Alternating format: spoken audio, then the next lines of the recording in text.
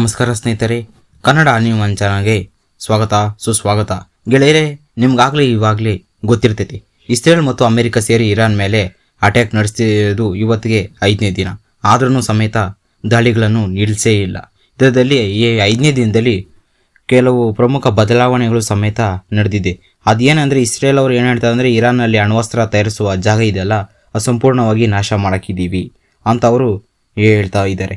ಮತ್ತು ಇರಾನ್ ಮಾತ್ರ ಸುಮ್ಮನೆ ಕೂತ್ಕೊಂಡಿಲ್ಲ, ಆ ಸಿಂಗಲ್ ಆಗಿದ್ರೂ ಹೋರಾಡ್ತಾನೆ ಇದೆ. ಅದು ಸಮೇತ ಈ ಅಮೇರಿಕ ಇರ್ತೈತಲ್ಲ, ಅದು ಮಿತ್ರ ದೇಶಗಳಿರ್ತಾವಲ್ಲ, ಅಮೇರಿಕ ಸಪೋರ್ಟ್ ಮಾಡೋ ಮಿತ್ರ ದೇಶಗಳನ್ನೆಲ್ಲ ಒಂದೊಂದಾಗಿ ಟಾರ್ಗೆಟ್ ಮಾಡಿ ಅದು ಹೊಡಿತಾನೇ ಇದೆ.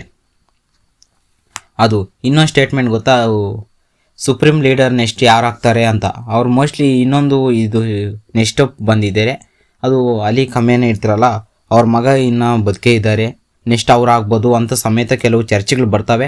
ಇನ್ನು ಅಫಿಷಿಯಲಾಗಿ ಕನ್ಫರ್ಮ್ ಆಗ್ತೈತೆ ಇಲ್ಲ ಗೊತ್ತಿಲ್ಲ. ಮೇನಾಗಿ ಅವರೇ ಅಂತ ಹೇಳ್ತಾ ಇದ್ದಾರೆ, ನೆಕ್ಸ್ಟ್ ಸುಪ್ರೀಂ ಲೀಡರು ಅವರೇ ಅಂತ, ಅವ್ರ ಮಗ ಇದ್ದಾರೆ ಅಂತ.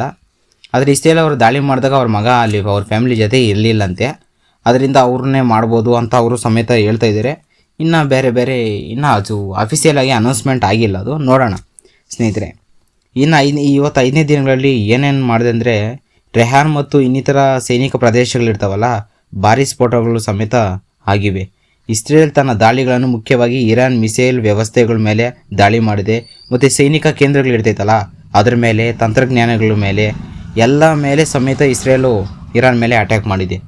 ಇರಾನ್ ಕೂಡ ಪ್ರತಿಯಾಗಿ ಅದು ಸುಮ್ಮನೆ ಕುಳ್ತಾ ಇಲ್ಲ, ಅದಾದ್ರೂ ಡ್ರೋನ್ ಮತ್ತು ಮಿಸೈಲ್ಗಳನ್ನು ದಾಳಿಗಳನ್ನು ನಡೆಸ್ತಾನೇ ಇದೆ ಇರಾನ್ ಸಮೇತ. ಸ್ನೇಹಿತರೆ, ಇನ್ನೊಂದು ಮೇನಾಗಿ ಈ ಅಣ್ವಸ್ತ್ರ ತಯಾರಿಸುವ ಜಾಗ ನಾಶವಾಗಿದೆ ಅಂತ ಹೇಳ್ತಾ ಇದ್ದಲ್ಲ, ಅದು ವರದಿಗಳ ಪ್ರಕಾರ ನೋಡೋಣ ಸ್ನೇಹಿತರೆ. ಪ್ರದೇಶದಲ್ಲಿ ಕೆಲವು ಮೇಲ್ಪೇ ಕಟ್ಟಡಗಳು ಹಾನಿಯಾಗವೆ ಆ ಸ್ಥಳದಲ್ಲಿ ಎಂದು ಹೇಳ್ತಾ ಇದ್ದಾರೆ.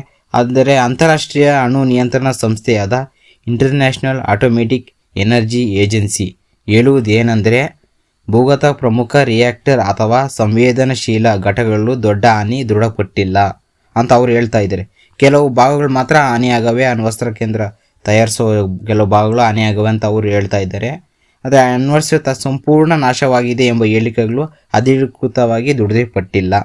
ಅವರು ಹೇಳ್ತಾ ಇರಾನ್ ಅವರು ಸಂಪೂರ್ಣವಾಗಿ ನಾಶಗೊಂಡಿಲ್ಲ. ಅವರು ಸಮೇತ ಒಂದು ಸ್ಟೇಟ್ಮೆಂಟ್ ಸಮೇತ ಕೊಟ್ಬಿಟ್ಟಿದ್ದಾರೆ. ಇವಾಗ ಇರಾನ್ ಅವರು ಬೇರೆ ಇರಾನ್ ಇವಾಗ ಅಟ್ಯಾಕ್ ಮಾಡಿದ್ರೆ ಯಾರು ಊಹೆ ಸಮೇತ ಮಾಡೋಕ್ಕಾಗಲ್ಲ, ಆ ಥರ ನಾವು ಅಟ್ಯಾಕ್ ಮಾಡಿ ಹೊಡಿತೀರಿ, ಯಾರು ಊಹೆನೂ ಮಾಡೋಕ್ಕಾಗಲ್ಲ. ಇವಾಗ ಮೇನಾಗಲಿ ಅವರು ಇವಾಗ ಇದು ಬಂದ್ ಮಾಡ್ತಾ ಇದ್ದಾರೆ, ತೈಲವನ್ನು ಬಂದ್ ಮಾಡೋಕ್ಕಿದ್ರೆ ಅದರಿಂದ ಮೋಸ್ಟ್ಲಿ ಮೇನ್ ಇಂಪ್ಯಾಕ್ಟ್ ಬೀಳ್ತದೆ, ನಮಗೂ ಬೇಜಾನ್ ಇಂಪ್ಯಾಕ್ಟ್ ಬೀಳ್ತಾ ಇದೆ. ಅದರಿಂದ ಅವರೇನು ಅದೇ ಮಾರ್ಗದಲ್ಲಿ ತೈಲ ಎಲ್ಲ ಸರಬರಾಜು ಆಗೋದು. ಇವಾಗ ಇರಾನ್ ಅವರು ಆ ಕಾಪಕ್ಕೆ ಅದನ್ನೇ ಬ್ಲ್ಯಾಕ್ ಮಾಡಾಕ್ತಾ ಇದ್ದಾರೆ. ಅದರಿಂದ ಡಾಲರ್ ಪ್ರೈಸ್ಗಳು ಏನೇನಾಗ್ತವೋ, ಎಷ್ಟು ಲೀಟ್ರಿಗೆ ಎಷ್ಟು ರೂಪಾಯಿ ಹೋಗಿದ್ರು ನಾವು ಊಹೆ ಮಾಡೋಕ್ಕೆ ಆಗಲ್ಲ, ಅಷ್ಟಕ್ಕೆ ಸಮೇತ ರೈಸ್ ಆಗ್ಬೋದು ಅಂತಲೇ ಹೇಳ್ತಾನೆ ಇದ್ದಾರೆ ಸ್ನೇಹಿತರೆ. ಇನ್ನೊಂದು ಮೇನ್ ಪಾಯಿಂಟ್ ಆಗಿದೆ ಗೊತ್ತಾ, ಇರಾನ್ ಅಷ್ಟು ಆದ್ರೂ ಅದು ವಾರ್ ರೇಟು ಬೊಗ್ಗೋ ಇದು ಚಾನ್ಸ್ ಮಾತ್ರ ಎಲ್ಲಿ ಸಮೇತ ಕೊಡ್ತಾ ಇಲ್ಲ. ಅದು ಮಂಡಿ ಊರ ಸಮೇತ ಆಗ್ತಾ ಇಲ್ಲ. ಅದು ಸಿಂಗಲ್ ಆಗಲಿ ಅದರ ಹತ್ರ ಇರೋ ಮಿಸೈಲ್ಸ್ಗಳಾಗಲಿ ಒಂದೊಂದೇ ದಾಳಿ ಮಾಡಿಸ್ಕೊಂಡು ಕಳಿಸ್ತಾನೆ ಇದೆ, ದಾಳಿ ಮಾಡ್ತಾನೇ ಇದೆ. ಇರಾನ್ ಮಾತ್ರ ಅದು ಸಮೇತ ಸುಮ್ಮನೆ ಆಗ್ತಾ ಇಲ್ಲ ಸ್ನೇಹಿತರೆ. ಇನ್ನೊಂದು ಮುಖ್ಯವಾಗಿ ಇರಾನ್ ಐತಲ್ಲ, ಈ ಅಮೇರಿಕ ಮಿತ್ರ ದೇಶಗಳಿವೆ ಅಲ್ಲ, ಆ ಮಿತ್ರ ದೇಶಗಳಿಗೆಲ್ಲ ಹೋಗಿ ಟಾರ್ಗೆಟ್ ಮಾಡಿ ಹೊಡಿತಾ ಇದೆ. ಇದು ವರದಿಗಳ ಪ್ರಕಾರ ಏನು ಹೇಳ್ತಾರಂತೆ, ಅಮೇರಿಕ ಸೈನಿಕ ಆಧಾರ ಕೆಲವು ಗಲ್ಫ ರಾಷ್ಟ್ರಗಳಿರ್ತಾವಲ್ಲ ಗುರಿ ಹೊಡೆಯದಂತೆ ಹೇಳಲಾಗ್ತಾ ಇದೆ. ಇದು ಇರಾನು ಸ್ನೇಹಿತರೆ. ಉದಾಹರಣೆಗೆ ಯುನೈಟೆಡ್ ಸ್ಟೇಟ್ ಫೀಟ್ ಮುಖ್ಯ ಕಚೇರಿ ಇರುವ ಬುರ್ಹಾನ್ ಪ್ರದೇಶದಲ್ಲಿ ಸುತ್ತಮುತ್ತಲಿನ ಎಲ್ಲ ಭೀತಿ ಹೆಚ್ಚಾಗಿದೆ. ದುಬೈನಲ್ಲಿ ಮೇನ್ ಅಟ್ಯಾಕ್ ಮಾಡ್ತಾ ಇದ್ದಾರೆ. ಯುನೈಟೆಡ್ ಸ್ಟೇಟ್ ಕೌನ್ಸುಲೇಟ್ ಜನರಲ್ ದುಬೈ ಪ್ರದೇಶದಲ್ಲಿ ಡ್ರೋನ್ ಚಟುವಟಿಕೆಗಳು ವರೆದು, ಅಲ್ಲಿ ದುಬೈನಲ್ಲಿ ಇರಾನ್ ಮೇನ್ ಪ್ಲ್ಯಾನ್ ಅದೇ, ದುಬೈನಲ್ಲಿ ಅಟ್ಯಾಕ್ ಜಾಸ್ತಿ ಮಾಡ್ತಾ ಇದೆ ಇರಾನ್. ಅಮೆರಿಕ ಮಿತ್ರ ದೇಶ ಅದೇ ಅಲ್ಲ, ಎಲ್ಲರೂ ಇವಾಗ ದುಬೈ ಸೇಫು, ಎಲ್ಲದಕ್ಕೂ ಅಷ್ಟೇ, ಎಲ್ಲ ದುಬೈ ಸೇಫು, ಅಮೇರಿಕ ಮಿತ್ರ ದೇಶ ಎಲ್ಲದರಲ್ಲಿ ಫ್ರೀಡಮು, ಎಲ್ಲದರಲ್ಲಿ ದುಬೈ ಎಲ್ಲ ಫುಲ್ ಫ್ರೀಡಮು ಅಂದ್ಕೊಂಡು ಎಲ್ಲ ಸೇಫು ಅಂತ ಇದ್ರು. ಇವಾಗ ಅಂಥ ದುಬೈಯೇ ಇವಾಗ ಇರಾನ್ ಅಟ್ಯಾಕ್ ಮಾಡ್ತಾ ಇದೆ. ಅದು ಅಮೇರಿಕ ಮಿತ್ರ ದೇಶ. ಇವಾಗ ನಾವು ಏನು ಕಲಿಬೋದು ಅಂದರೆ, ಈ ಅಮೇರಿಕ ಎಲ್ಲ ದೇಶಗಳ ಹತ್ರ ಫ್ರೆಂಡ್ಲಿಯಾಗಿ ಇರ್ತೈತೆ ಅಂತ ಯುದ್ಧದ ಸಮಯದಲ್ಲಿ ನೋಡಿ, ಇವಾಗ ಯಾವ ದೇಶಗಳಿಗೆ ಎಷ್ಟು ಇವಾಗ ಅಮೇರಿಕಾಗೆ ಯಾವ್ಯಾವ ದೇಶಗಳು ಎಲ್ಲ ಸಪೋರ್ಟ್ ಹೋಗ್ತಾ ಇದ್ದಾವೋ ಅದ್ರ ಮೇಲೆಲ್ಲ ಇವಾಗ ಇರಾನ್ ಅಟ್ಯಾಕ್ ಮಾಡ್ತಾ ಇದ್ದಾವೆ. ಆದರೆ ಅಮೇರಿಕ ಏನು ರಿಯಾಕ್ಟ್ ಆಗ್ತಾ ಇಲ್ಲ, ಅದರಿಂದ ಆ ದೇಶಗಳನ್ನು ಕಾಪಾಡ್ತಾ ಇಲ್ಲ. ಅದು ನೋಡ್ಕೊತ ಐತೆ ಅಮೇರಿಕ, ಅದು ದೇಶದ್ದೇನೋ ಅವ್ರು ಹೊಡೆಯೋದೇನೋ ಅವ್ರಿಗೆ ಎಷ್ಟು ಇದು ಇಂಪ್ಯಾಕ್ಟು ಆ ರೀತಿ ಅವ್ರು ನೋಡ್ಕೊತಾ ಇದ್ದಾರೆ ಅಮೇರಿಕಾ. ಇನ್ನು ಬೇರೆ ದೇಶಗಳು ಅವು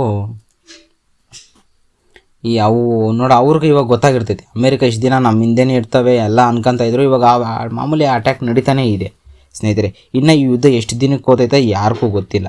ಇದರಿಂದ ಅವರು ಅಲಿ ಖಮೇನಿ ಅವ್ರು ಇದ್ದಾರಲ್ಲ, ಅವ್ರ ಮಗನೇ ನೆಕ್ಸ್ಟು ಸುಪ್ರೀಂ ಲೀಡರು ಅಂತಲೇ ಹೇಳ್ತಾ ಇದ್ದಾರೆ.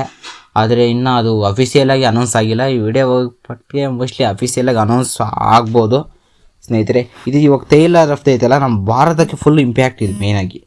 ಯಾಕೆ ಗೊತ್ತಾ, ಇವಾಗೇ ನಾವು ರಷ್ಯಾದಿಂದ ಆಯಿಲ್ ಪರ್ಚೇಸ್ ಮಾಡ್ತಾಯಿದ್ದೀರಿ. ಅದರಿಂದ ಇನ್ನೂ ಏನಾಗ್ತದೆ ಒಂಥರ ಇವಾಗ ಯಾವಾಗಿಂದ ಈ ಯುದ್ಧ ಅಂದರೆ ಅಮೇರಿಕಾ ಮೊದಲಿಂದನೇ ಸ್ಯಾಂಕ್ಷನ್ಗಳು ಅದು ಇರಾನ್ ಮೇಲೆ ಅದು ಇದು ಏನೇನೋ ಹಾಕ್ಸಿ ಎಕನಾಮಿಕಲ್ಲಿ ಡೌನ್ ಮಾಡ್ತು. ಆಮೇಲೆ ಇಂಡೈರೆಕ್ಟಾಗಿ ಎಲ್ಲ ಮಾಡ್ತು. ಅದಾದಮೇಲೆ ಇವಾಗ ಡೈರೆಕ್ಟ್ ಅಟ್ಯಾಕ್ ಮೂಲಕ ಮಾಡ್ತಾಯಿದೆ.